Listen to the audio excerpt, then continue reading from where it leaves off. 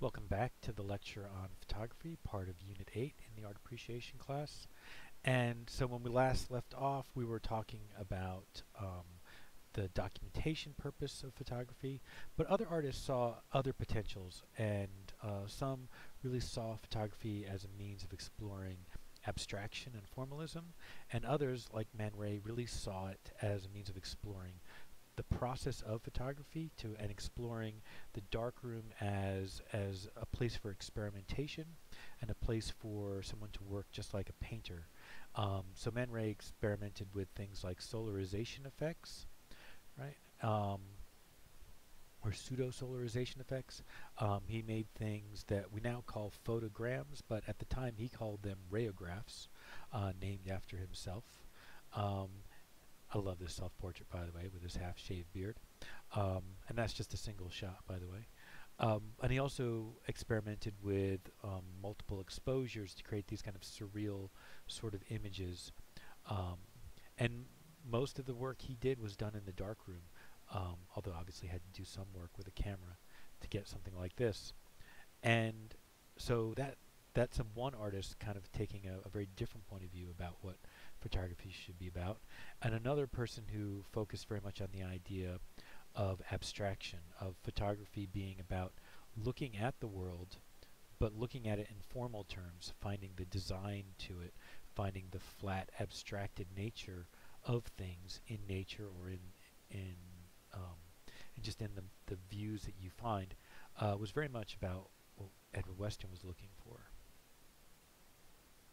Um, Another artist who I have a lot of admiration for, Cartier-Bresson, and for him, probably the phrase that's used most is the decisive moment. And I think you could think of that aesthetic as being kind of combining the ideas of documentation, in that he's looking for these perfect moments and then documenting these just perfect little slices of life. But he's doing it from a very kind of abstract sort of point of view, very similar to Weston in a way, like that. What makes this such a decisive moment is not just the actions of the people, but it's also just the perfect positioning of all of these shapes and all of these kind of rounded shapes, but then all of these square window shapes up here. Or what makes this so perfect is not just the action of the bicycle, it's the design of the page. I myself wonder how much he just was waiting there. He could see it all set up. He just knew he just had to find someone, some bicyclist, some motorcyclist, some runner running by for it to all of a sudden become perfect. So here's two more photographers. Another thing that I think is important to talk about is the importance of commercial work.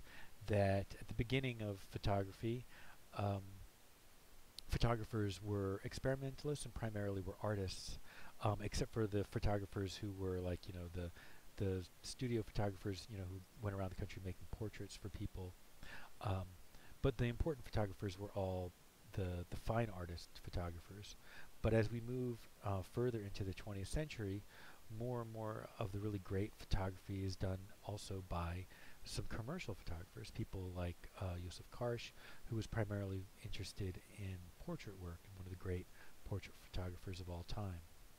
Or in these two gentlemen, Richard Avedon and Irving Penn, of different um, time periods, both of them very much interested in fashion photography and commercial photography in general, but both of them very influential and important photographers on the fine art world as well. So Ansel Adams is, let's look at some images for a second. I just want you to see the beauty of this. So this whole period that we've been talking about, we're primarily in the modernist period of photography.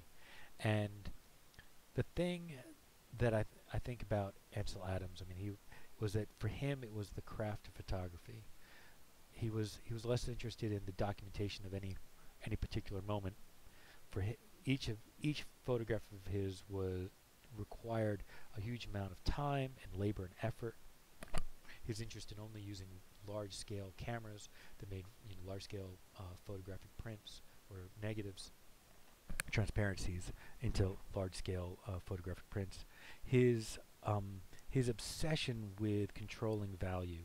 He he very much was very concerned about like capturing the exact the, the lighting perfectly, but he was very much interested in making sure that in every picture, there was one spot that was truly the lightest light and one spot that was truly the darkest dark, and that each of these different gray tones was very clearly differentiated from each other.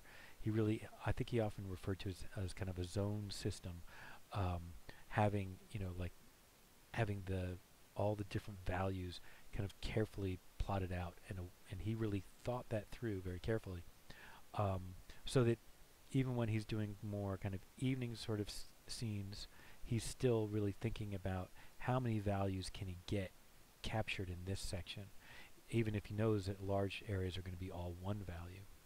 I think the thing that he avoided more than anything else was a photograph that was, so, that had so much light that the lights were blown out, or so much dark that the shadows lost information.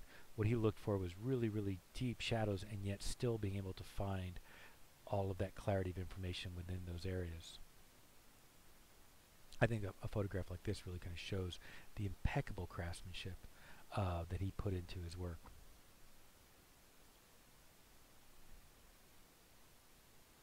But someone like Diane Arbus is almost like the exact opposite, where her work was really about, you know, her as a person, and her meeting other people, and her being social, and it was a documentary kind of work, but it was documentary about the uniqueness of individuals, not so much about social issues or about the physical reality world, but about the way people are and the relationships between people. I'm going to end there at the end on Arbus, and then we'll get to